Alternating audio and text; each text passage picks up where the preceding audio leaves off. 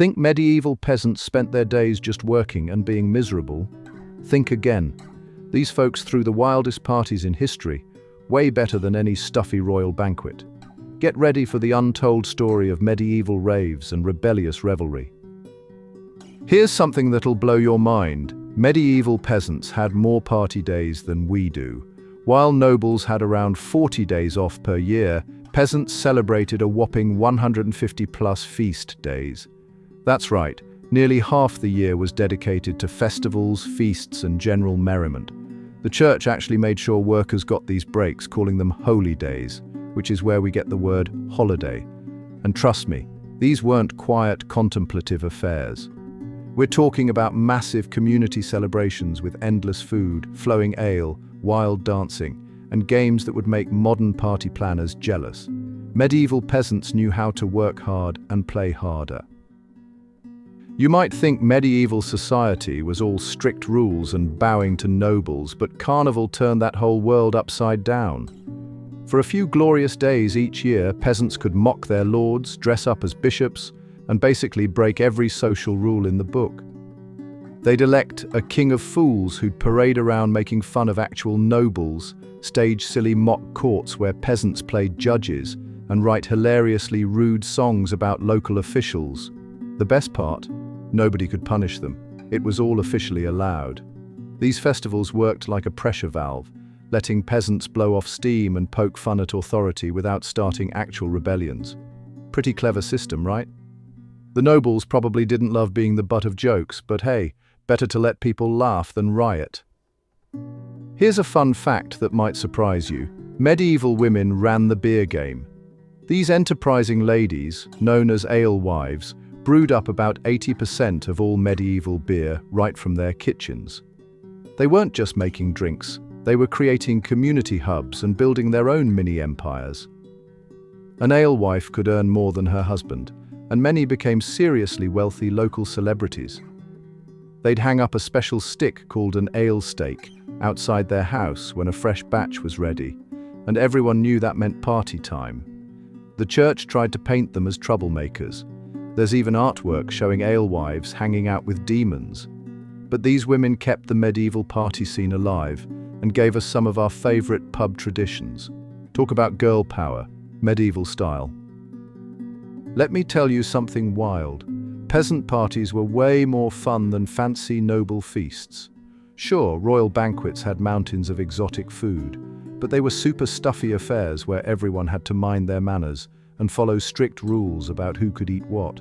Meanwhile, at village festivals, people shared simple but tasty dishes, passed around communal cups of ale, and actually talked to each other. They played ridiculous games like trying to catch greased pigs or having eating contests. The nobles might have had peacock on gold plates, but peasants had something better, actual friends to party with. And get this, archaeological evidence shows peasant food was often healthier than noble diets. Those fancy lords were basically eating themselves into an early grave with their super rich food, while peasants were living it up with fresh bread, seasonal vegetables, and plenty of movement from dancing. Ready to feel bad about your last house party? Medieval peasants would have laughed at our idea of wild. They had this game called Hot Cockles, where someone would get blindfolded and had to guess who was smacking them from behind, while everyone was drunk on ale. And that's the tame stuff. They played blind man's buff in crowded taverns, which was basically drunk tag in the dark. People would sing these absolutely filthy songs called catches, where each person added a line that made the whole thing more ridiculous. And don't get me started on mumming. Imagine your whole village dressing up in crazy costumes, barging into people's houses demanding drinks, and putting on the medieval equivalent of drunk theatre. Modern clubs with their basic drinking games, please. Medieval peasants wrote the book on party chaos. Here's something really interesting about being a medieval peasant.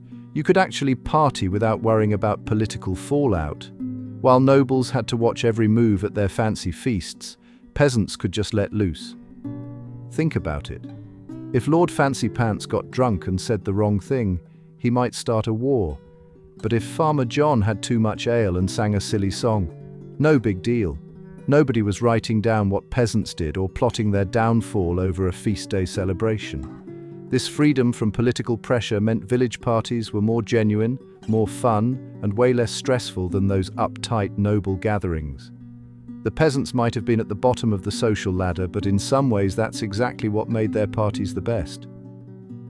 Ever wonder why medieval peasants threw such amazing parties? It all comes down to how they worked together. When you spend all day in the fields with your neighbors, sharing tools and helping each other out, you build some serious friendship bonds. These folks turned every harvest into a massive celebration. I'm talking whole villages coming together to feast, dance, and party. They'd pool their resources with everyone bringing something to share. One person might contribute fresh bread, another some home-brewed ale, and before you know it, you've got a feast that puts modern block parties to shame. And the best part? These weren't just random gatherings. Each celebration marked a milestone they'd achieved together, making the party mean so much more. Forget those stiff court dances. Medieval peasants had moves that would make your local nightclub look tame. While nobles did their slow, fancy pavanes, village folk were spinning, jumping, and creating dance circles that lasted for hours. They had these wild group dances called carols, where everyone held hands and whirled faster and faster until people started dropping out from dizziness. Musicians played bagpipes, drums, and fiddles with so much energy, they'd sometimes collapse from exhaustion. The best part?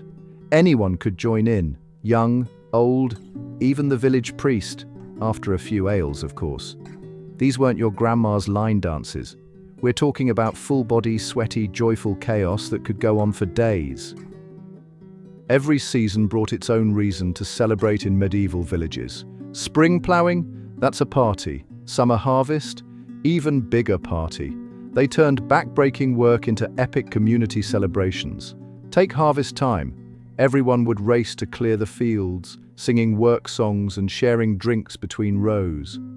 Once the last sheaf was cut, boom, instant festival.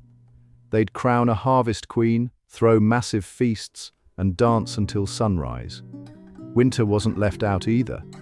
Those dark months became perfect excuses for storytelling festivals and indoor feasts.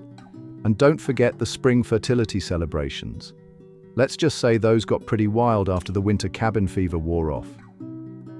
You know those wild music festivals where everyone camps out, shares food, and dances until dawn? Turns out we're just copying our medieval ancestors. Those peasant parties laid the groundwork for how we celebrate today.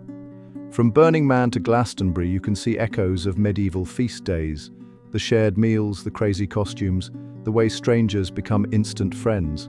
Even modern carnival parades come straight from those medieval street festivals. Our ancestors figured out that the best parties happen when regular people come together, share what they have, and forget about social rules for a while. So next time you're at a festival, raise your cup to those medieval party pioneers. They knew exactly how to turn life's hard moments into pure joy. So there you have it. Medieval peasants were the original party masters. If you loved discovering this wild side of history, smash that like button and subscribe for more hidden historical gems. Share this with your party crew. They need to know their medieval roots.